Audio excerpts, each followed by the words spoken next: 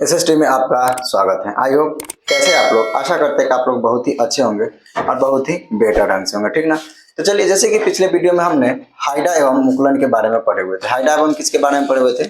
मुकुलन के बारे में पढ़े हुए थे। मुकुल क्या है, मुकुलन क्या है। इससे पहले हम लोग कलम के बारे में पढ़े हुए थे कि कोई भी पौधे के, कोई भी प्लांट्स को हम आराम से क्या कर सकते हैं, कलमी लगाकर उसको फिर नए पादप को निर्माण किया जा सकता है। मतलब कोई भी प्लांट्स नहीं, कुछ कुछ ऐसे प्लांट्स होते हैं जैसे कि गुलाब हो गया, ये सब को हम आराम से कलम बांध के फिर नए पौधे को उत्पन्न कर सकते हैं। नींबू हो गया, ये सब अमरूद का पौधा हो गया, ये सब को हम कलम बांध सकते हैं, ठीक ना। तो ये सारी चीज को हम लोग इसका उपयोग कर सकते हैं। कहने का मतलब ये होता है कि हम लोग मुकुलन और खंडन, विखंडन के बारे में हम लोग सारी चीज पढ़ लेते हैं। खंडन जो होता है, मतलब खंडन का काम क्या होता है कि कोई भी इष्ट पदार्थ ऐसे होता है कि खंडन इष्ट के रूप में काम करता है। उसका इष्ट का काम होता है कि कोई भी चीज का फुला देना, कोई भी चीज का क्या कर देना, आपस में फुला देना। तो वही फुलाने का काम जो होता है वह इस्ट पाउडर का होता है। और इस्ट पाउडर जो होता है, कोई भी इस्ट पाउडर, जैसे कि खाने का सोडा अर्थात बेकिंग सोडा, इसमें भी हम लोग इस्ट पाउडर डालकर उसको क्या करते हैं, कोई भी चीज को हम फुलाया जा सकता है, ठीक ना। तो उसका सिर्फ फुलाने का काम होता है इस्ट पाउडर को, ठीक ना। इस हिसाब से हम लोगों ने देखे हुए थे खंडन विखंडन के बारे में, ठीक ना। जो चैप्टर पढ़ रहे हैं हम लोग अभी खास तौर पर पढ़ते हैं कि पादपों में जनन, ठीक ना। पादपों में जनन पढ़ रहे हैं, ठीक ना। यहाँ तक कि हम लोग जनन के परिभाषा भी देख लेते कि जनन दो प्रकार के होते हैं, लैंगिक जनन एवं अलैंगिक जनन। लैंगिक जनन में होते हैं कि एक ही प्रकार के किस्म के उसमें पौधे का होता है, लेकिन अलैंगिक जनन में विभिन्न प्रकार का होता है। लैंगिक जनन में बीजों के द्वारा ही पौधे का निर्माण किया जा सकता है, लेकिन अलैंगिक जनन जो होता है उसमें बिन पौधे का भी जीवों का निर्माण किया जा सकता है। तो इस प्रकार से हम लोग बहुत सारे चीजों के बारे में, बहुत सारे प्रकृति के बारे में हम लोग देखेंगे, ठीक ना। तो चलिए, जैसे कि आज हम लोग को देखना है, ठीक ना, हम लोग को देखना है कि पादपों में जनन जो होता है, इसके साथ साथ हम आज देखते हैं कि आखिर बीज जो होते हैं, ठीक ना, बीज जो होते हैं कि बीज में भी किस किस प्रकार से होता है, इसके बारे में हम लोग को देखना है, ठीक है। वेद में भी ये सब हम लोग देख लिए हुए थे। इसका आगे का पॉइंट जो डालते हैं, आज हम लैंगिक जनन के बारे में देखते हैं। लैंगिक जनन, और वो लैंगिक जनन होता है वो वाला जनन के परिभाषा के बारे में हम लोग नहीं। लैंगिक जनन में मतलब कोई भी जनन जो होते हैं उसमें मतलब क्या क्या चीज पाए जाते हैं, ठीक ना, उसी के बारे में हम लोग देखते हैं कि लैंगिक जनन, ठीक ना। लैंगिक जनन, ये पॉइंट हम लोग डाल दिए और यहाँ से हम लोग इसका हम चर्चा करते हैं। जैसे कि जो होते हैं पुष्प के बारे में हम लोग सभी पिछले वीडियो में ही पढ़ चुके थे, ठीक ना। तो चलिए, जैसे कि यहाँ हम लोग देखते हैं कि पादप में जनन अंग, पुष्प की, पहले ऐसे लिखते हैं कि पुष्प की संरचना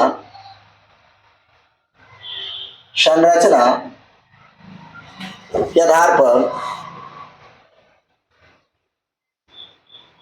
पर पिछले वीडियो में हम लोग पढ़ चुके थे, यानी कि पिछले क्लास में हम लोग समझ चुके थे, ठीक ना। समझ चुके थे कि पुष्प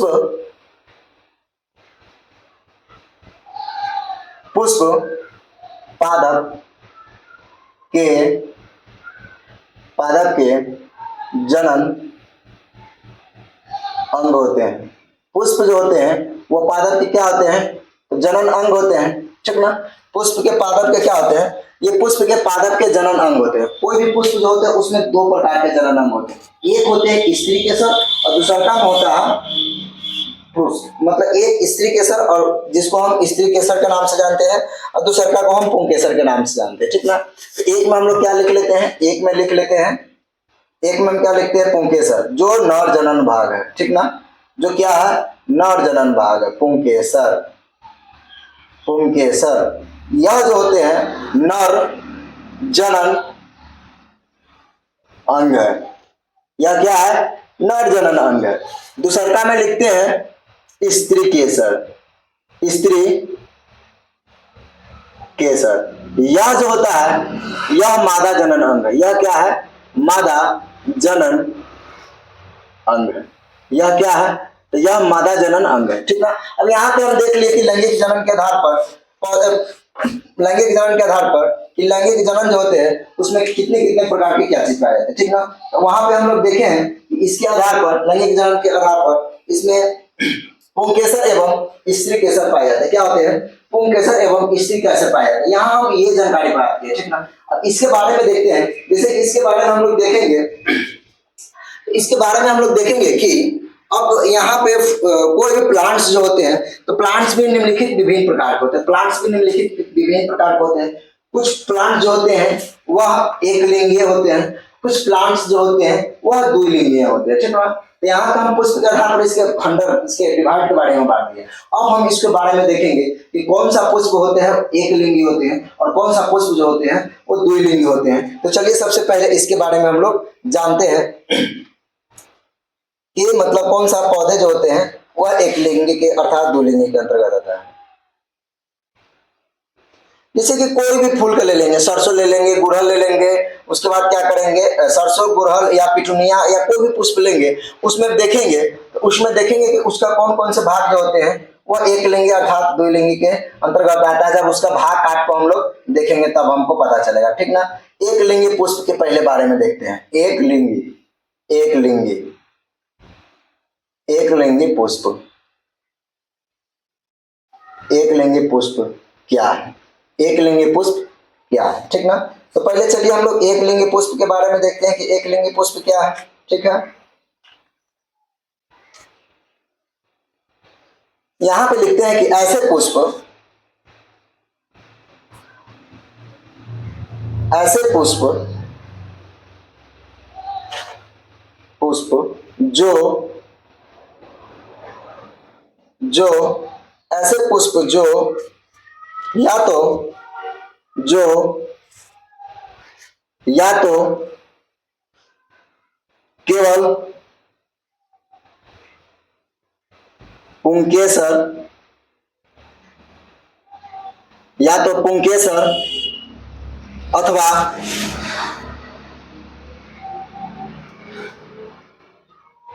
अथवा अथवा केवल केवल स्त्री केसर, केवल स्त्री केसर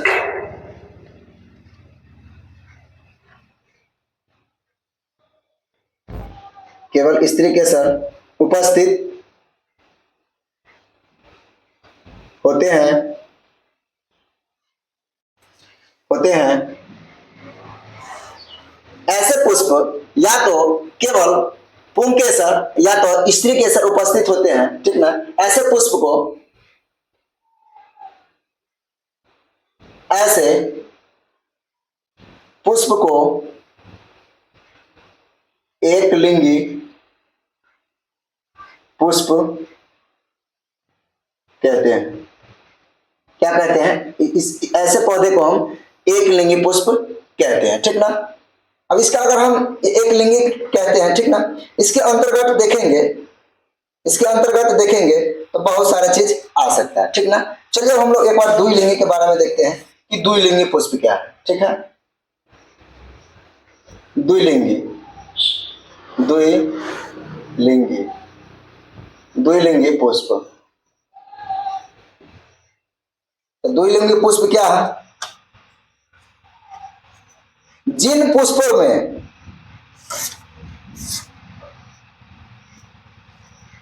जिन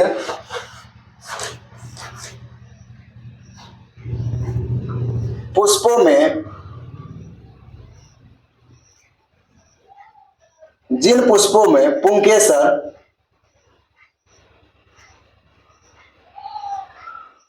अथवा पुंकेसर और स्त्री केसर, पुंकेसर और स्त्री केसर दोनों, पुंकेसर और स्त्री केसर दोनों दोनों दोनों ही उपस्थित, उपस्थित या पाया जाता है, उपस्थित या दोनों ही पाया जाता है, दोनों ही पाया जाता है। उसे हम या उस पौधे के या उसे हम द्विलिंगी पुष्प कहते हैं। उसे हम क्या कहते हैं, ऐसे पौधे को हम क्या कहते हैं, द्विलिंगी पुष्प कहते हैं।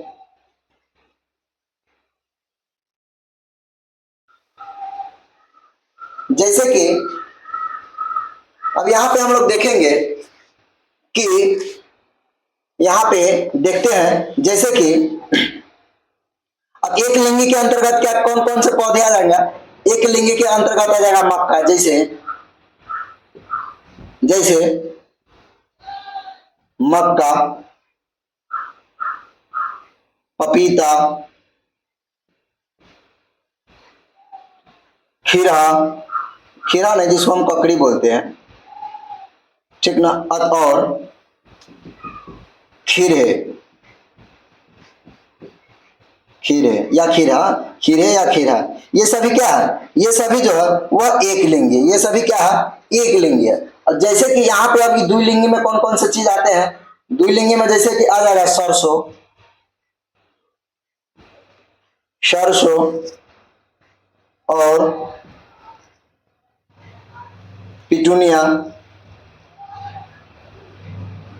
सरसों एक पिटूनिया और बहुत सारे पौधे जैसे कि सरसों पिटूनिया।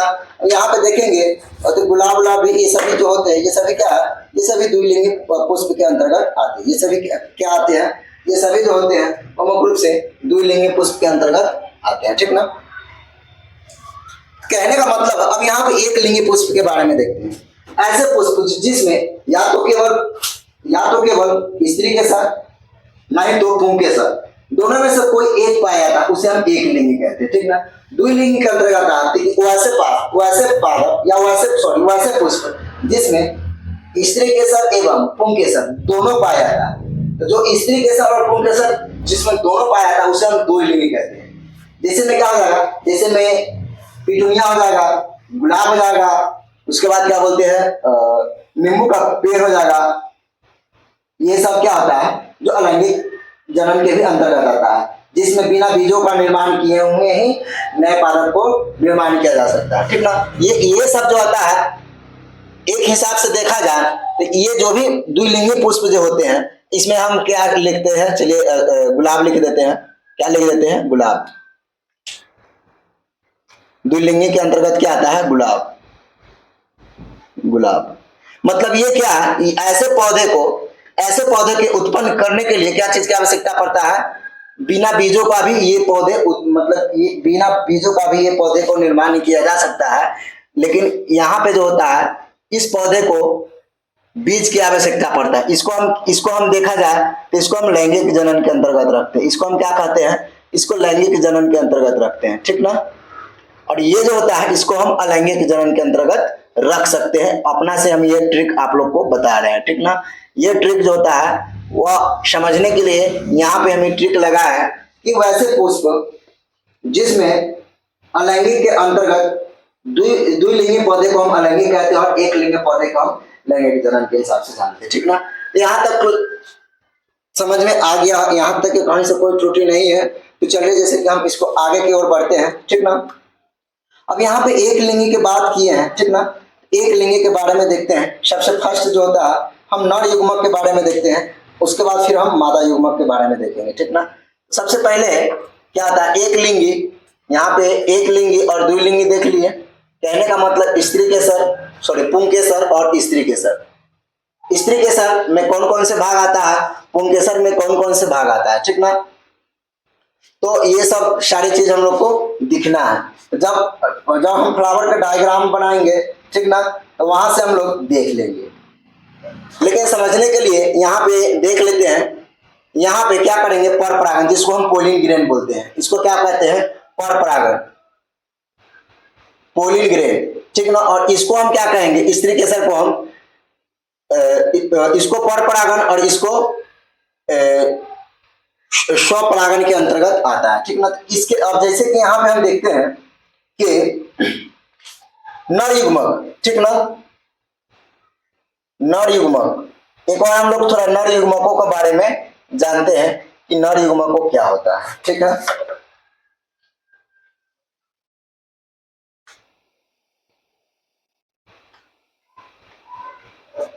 तो जो आप परागकण एवं परागकोश को पहचान कर सकते हैं, क्या होता है, आप जो होता है परागण अर्थात परागकोश को क्या कर सकते हैं, तो पहचान कर सकते हैं।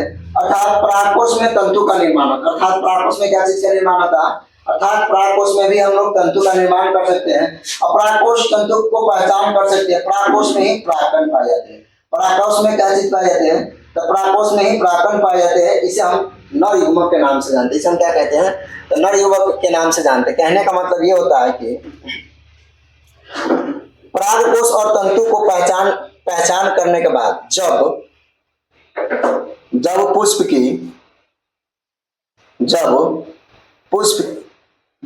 की पुंकेसर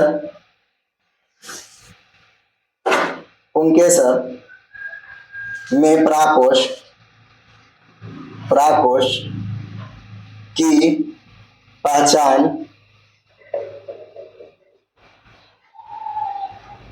पहचान के बाद जब हम इसका पहचान कर लेंगे, ठीक, इसका बाद यहाँ पे आप देखते हैं इसका किस प्रकार से इसका होता है, ठीक ना। जो होता है परागकोश को हम पोलिन ग्रेन बोलते हैं, ठीक ना। परागकोश में परागन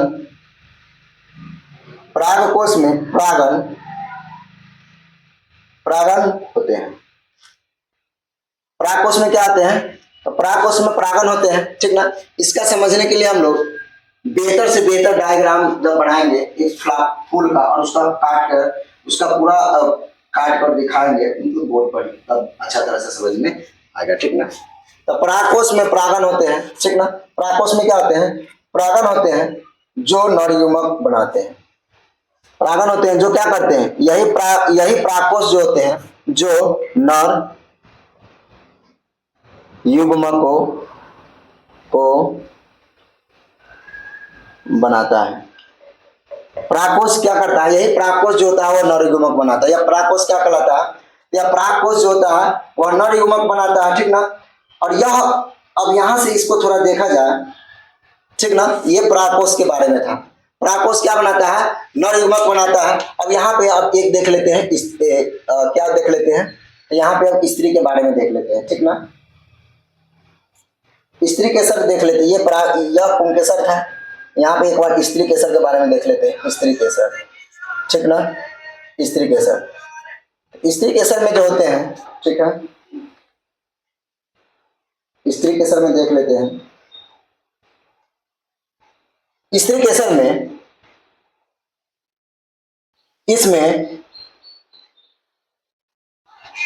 इसमें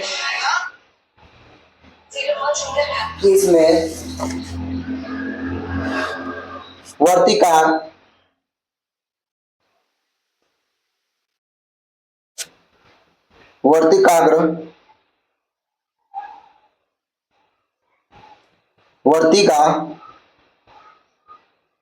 और अंडाशय होते हैं, ठीक ना। वर्तिका में क्या होता है? अंडाशय होता है।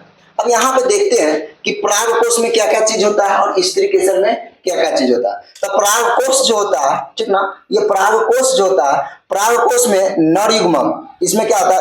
परागकोश में परागन पाया जाता है। परागकोश में क्या चीज पाया जाता है? परागन पाया जाता है। वर्तिका या वर्तिकाग्र में अंडाशय पाया जाता है। तो यहाँ पर भी हम इस हिसाब से समझ सकते हैं कि एक पुंकेसर में परागकोश में परागन पाया जाता है और स्त्री केसर में वर्तिकाग्र में अंडाशय पाया जाता है। यहाँ पे इस प्रकार से लिख सकते हैं कि वर्तिकाग्र में क्या होता है? वर्तिकाग्र में अंडाशय पाया जाता है। क्या पाया जाता है? अंडाशय। और यहाँ पे देखा जाए कि पुंकेसर में क्या पाया जाता है? तो परागन में परागकोश पाया जाता है। परागकण में परागन पाया जाता है। परागकण में क्या पाया जाता है? परागन में परागकण पाया जाता है या परागकोश में परागन पाया जाता है। इस प्रकार से हमने यहाँ स्त्री केसर के भी बारे में देख लिया, ठीक ना। चलिए अब हम लोग देखते हैं अंडाशय में या एक से अधिक पिंडाशय क्या होता है। इस यहाँ पे जब अंडाशय की बात किया गया है तो अंडाशय में जो होता है, अंडाशय में एक से अधिक, अंडाशय में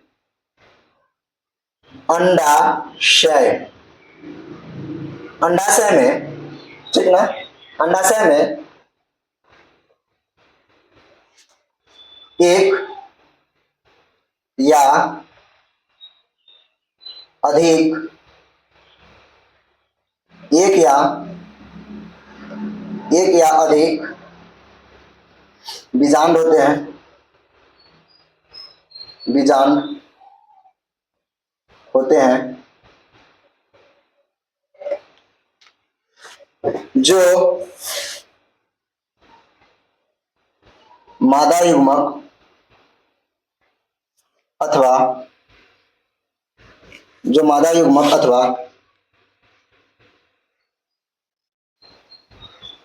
अंड निर्माण बीजांड में होते हैं।